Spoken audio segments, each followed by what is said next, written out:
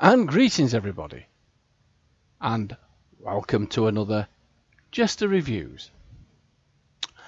And today we're going to be looking at the Romulan Rahhae Recon Warbird. And I have to say, I am impressed with this design. And, you know, for most of the players out there who, are into PvP and DPS builds and one thing or another, I just quite like this for what it is. It's a good looking ship. And, I'm not particularly bothered if it's got really high DPS or whether it's good in PvP matches. I just enjoy looking at it. It's a work of art, isn't it? It really is. This is a ship I could never get tired of looking at. The design is incredible.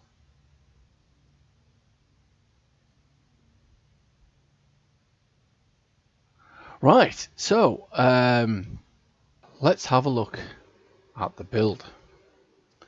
So just before we get into the build, I'd just like to mention a couple of points.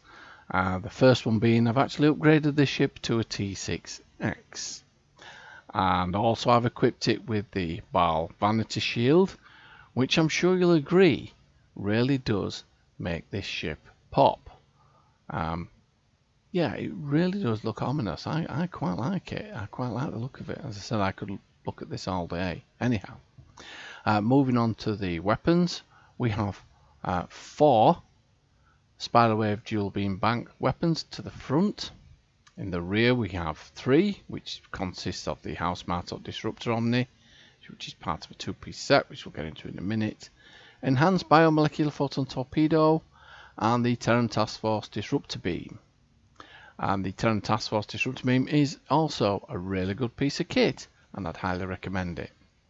I'd also highly recommend the Enhanced Biomolecular Photon Torpedo Launcher, which gives a really good kick, actually. When you're facing Undine, it gives a 10,484.3 kinetic damage and an 8,736.9 kinetic damage versus non-Undine. So it really does pack a punch. And we'll get into that in a minute as well. The Deflector, Elite Fleet Intervention Protomatter Deflector. Impulse Engines is the prevailing innovated impulse engines. And completing the set is the Singularity and Shield, which is a 2-piece set from the Disco set, and this is the Mycelial Harmonic Singularity Core. I put my teeth in. And the shield is the Tilly Shield, also part of the Discovery set. So there's a 2-piece set there. Let's just have a look, see what the 2-piece set gives us. Scroll down, let's have a look. 120% hull regeneration scales with maximum hull. So that's a really, really good piece of kit there. Now going back to the House of Martok Disruptor, we have a 2-piece set there.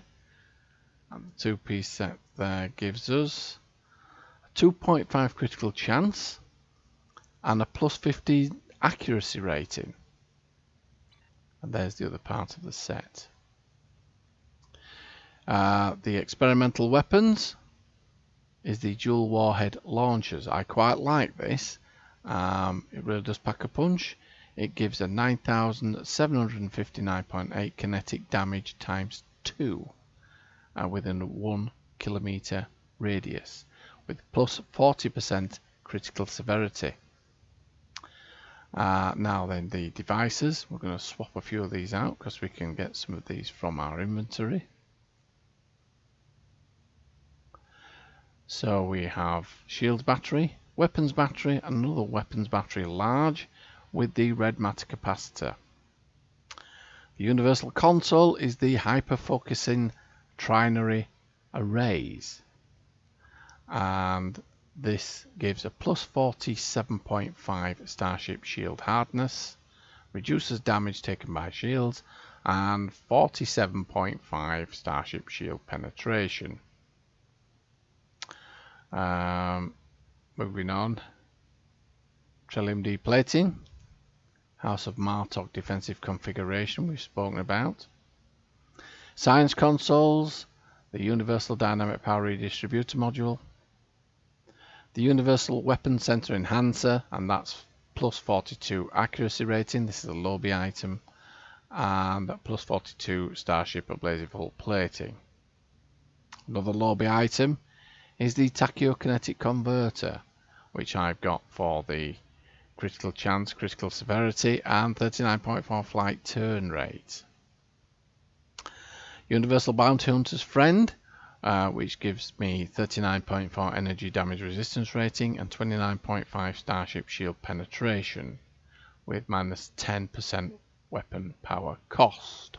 This is another lobby item, and I like it for the damage resistance rating.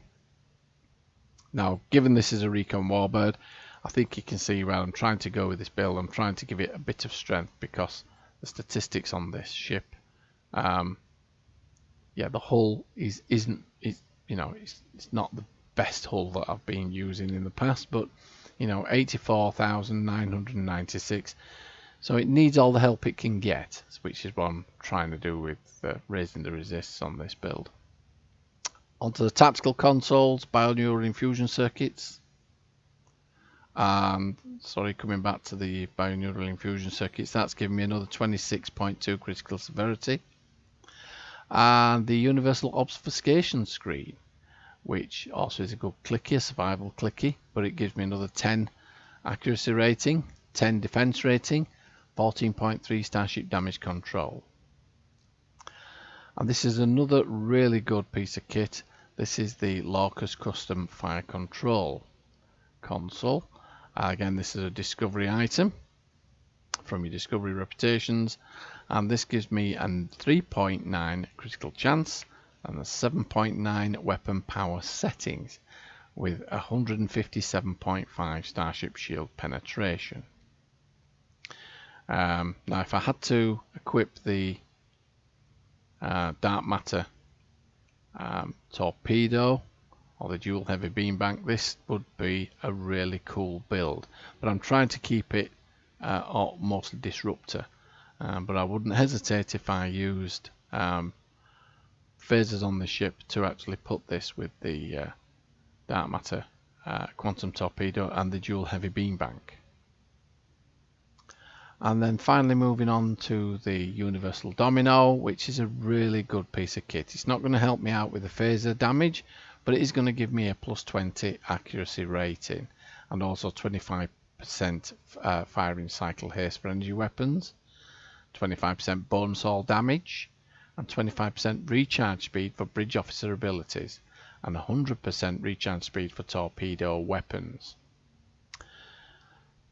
So I've just been thinking, tell you what we might do. I think I'll swap this out and we will put the dark matter torpedo in there. So let's just have a quick look at what the two-piece set gives us. So we're going to get a 2% bonus all damage anyway. So the two-piece set gives me a plus 1% critical severity buff, stacks up to 25 times.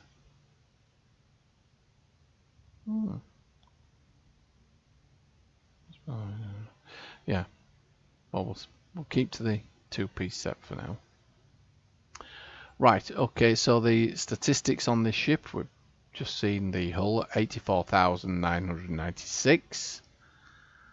The shields, 24,996. The resists, yeah, I'm quite happy with these resists. In the mid 40s. Kinetic resist, that is 5.7. Physical resist, 34.6. Radiation, 30.1. Yeah, I'm quite happy with that.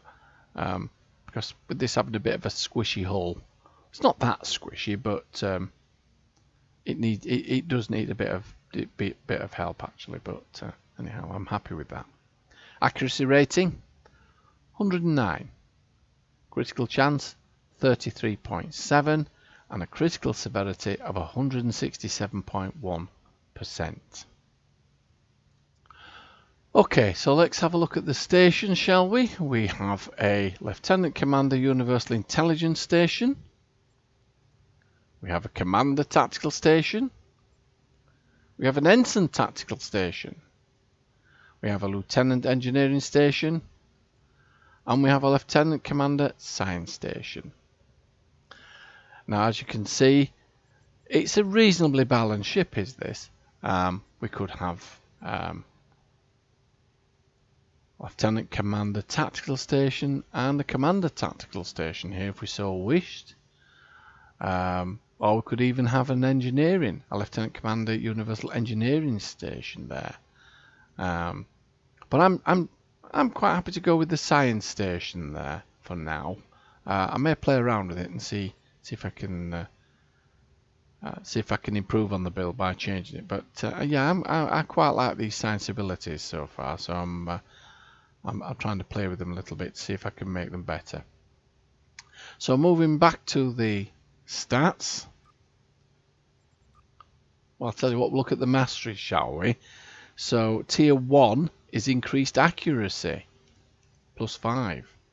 Tier 2 is improved singularity generation, reduced singularity cooldown.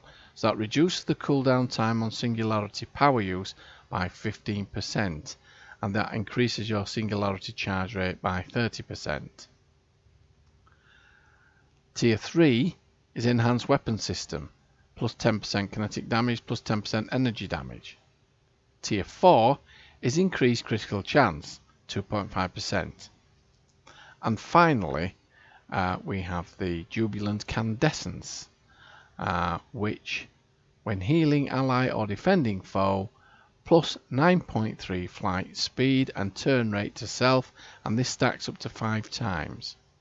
After 5 stacks, remove all stats from self and apply Jubilant Candescence to team, and that gives the team and yourself a plus 46.5% flight speed and turn rate for 10 seconds, and bridge officer ability recharge reduced by 10%. So I suppose you could use that in PvP, but it'd be a struggle. Now I've equipped the 5th. Is it the 5th? No, it's not the 5th. It'll be the 6th experimental trait slot with Supremacy, which gives a +2 all power level for 15 seconds per target hit while cannon, scatter, volley or beam fire at will is active, and that will aid the Singularity Core because they do eat a lot of power. Okay, we won't visit the bridge or do a tour of the inside because it is a standard Romulan bridge set out, and also a standard Romulan ship set out, and we have covered them in the past, so I won't waste any more of your time and take you around the ship. But I still can't get tired of looking at this design. The design's absolutely fabulous, isn't it? I quite like it. I highly recommend her. Just looking at her, yeah, she could turn like a bus for all I care, but I'd still select her. Anyway, enough's enough. Let's take her into battle, shall we? And let's see how she performs. So here we are. Yep, thank you. Let's get into it.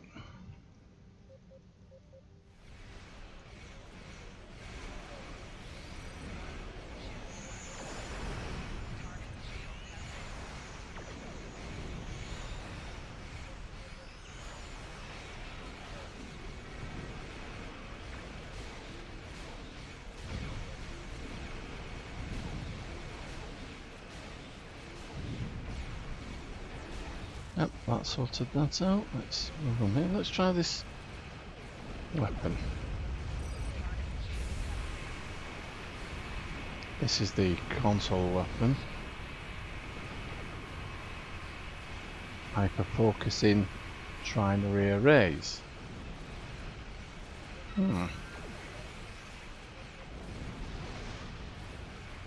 Don't think it did much, to be honest with you there, but anyhow, I'll have to work on that.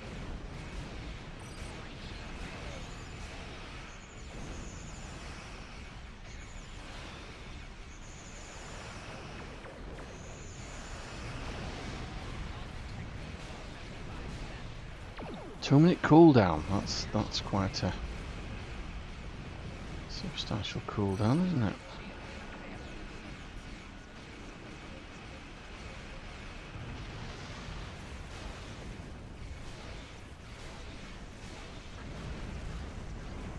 Well, she's really, really nice to fly. I'll give her that.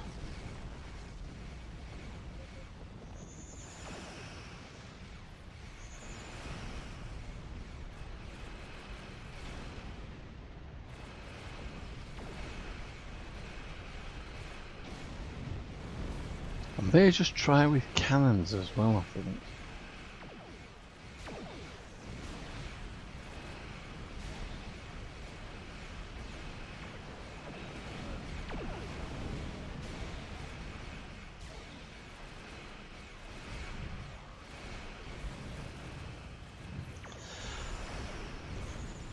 Yes, I never thought with that torpedo I should have put Kima sight on there, because that does work well with Kima sight.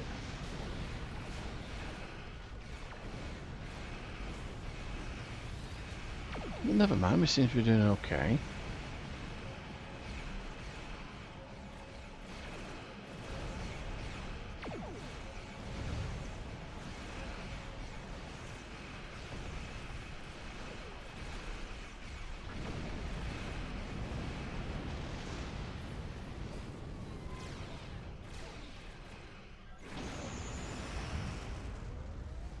Right, let's have another pop at this.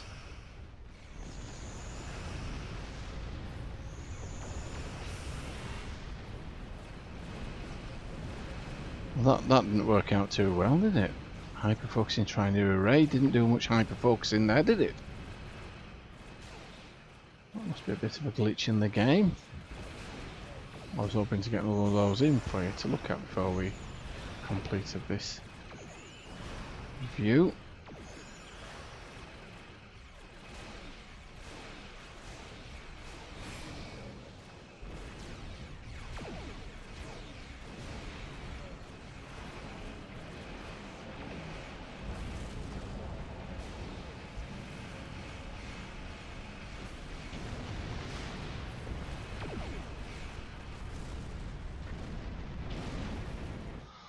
Well, wasn't that fun? I really enjoyed that. That was a really, really good run. Really happy with that. Now I think what we'll do is I'm going to equip her with cannons, and then we'll give her a try out with some cannons as well, so you get a feel for her as a cannon build as well. So I'll see you in just a moment. Right, so here we are on the 9th rule, where we're going to actually try cannons out on this ship. So I'll just show you what I've equipped her with. I've equipped her with a Terran Task Force Disruptor Dual Heavy Cannon and 2 Krieger Wave Disruptor Dual Heavy Cannons and the Zatvash Disruptor Dual Cannons. To the rear I have the Heavy Biomolecular Disruptor Turret, which is part of a 2-piece set with the enhanced biomolecular photon torpedo launcher. So I'm really looking forward to testing this. And also the Zatvash Disruptor Turret. I don't think I've got anything else actually. It's better than that, but anyway, it's too late now. We're already in game. Right, so let's get into this and see how this cannon build goes, shall we? Right, here we go. Yep, okay. Right. So let's give them a bit of a volley.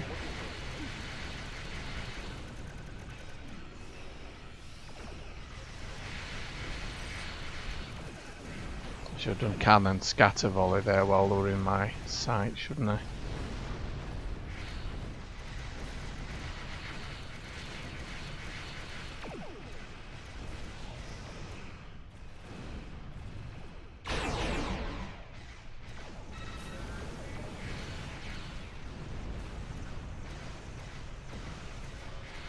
Cannons are great fun. They really are great fun. I have to say, I really do enjoy using cannons. If you pick the right ones, you should fare okay.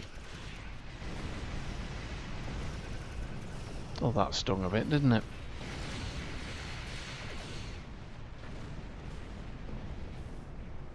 Right, okay.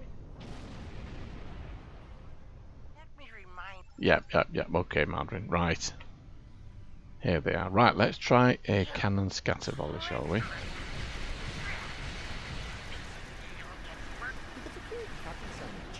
Well, that was quite impressive, wasn't it?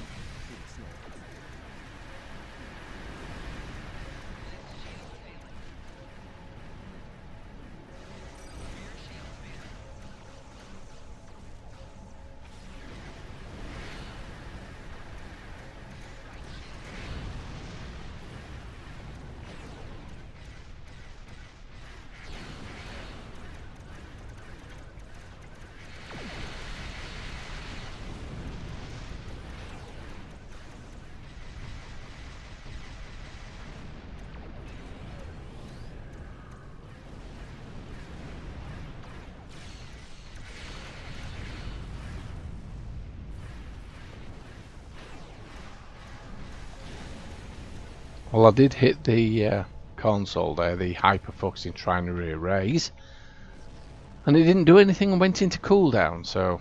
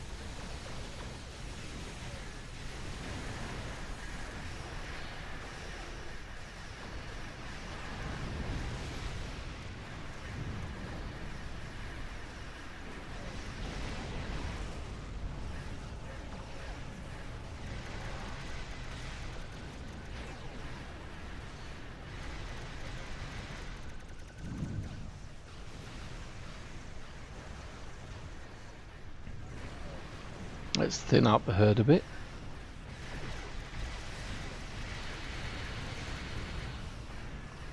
Give her a nice little volley. It's a very messy battlefield, this, isn't it? Let's try and clean it up a bit. Right, let's get rid of that one. Right, might be able to get rid of a few here. Let's... Oh, that didn't do much good, did it?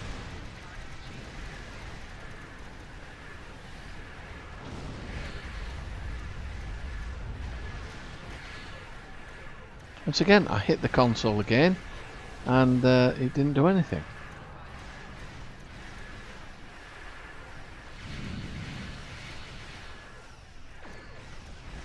It's great fun with cannons. Yeah, it really is. I really do like flying with cannons.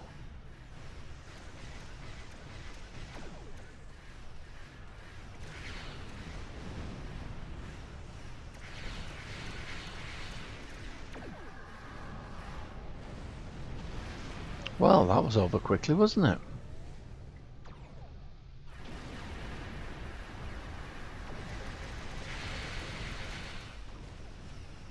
Oh, I gave him the good news.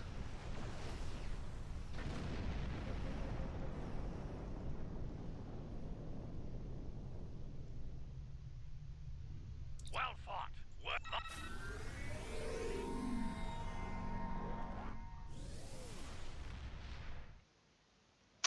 Okay, so just before we go, I just thought I'd run you through some of the stats of the Rahhae Recon Warbird.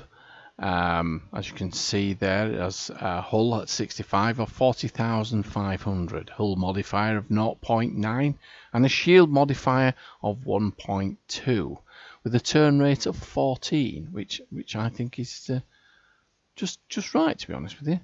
Has an impulse modifier of 0.18 and an inertia rating of 60. Has a bonus plus 10 weapons power and plus 10 auxiliary power. So that could go quite well with an auxiliary to bat build. We've spoken about the bridge officers, the weapons and device slots. And the cost for this is 3,000 Zen. It does come as a bundle, of course, with some other recon ships. But I liked this one. I have had a look at. I have been looking at the Federation recon ship for a while, but I've opted for this one because I like the look of this one. And don't forget, this has a Romulan battle cloak as well. Right, so well, I hope you've enjoyed those two demonstrations of using beams and cannons. I realise that this review has been a little bit longer than normal because of the two tests with the two types of weapons, but I just wanted to give this ship a fair shake of the stick because I really do like its design and I think it's got a lot to offer my fleet, and I'm glad to welcome it into my fleet. Right, so without further ado, I think we shall call that a night. So, until next time, this is JeSter, signing off.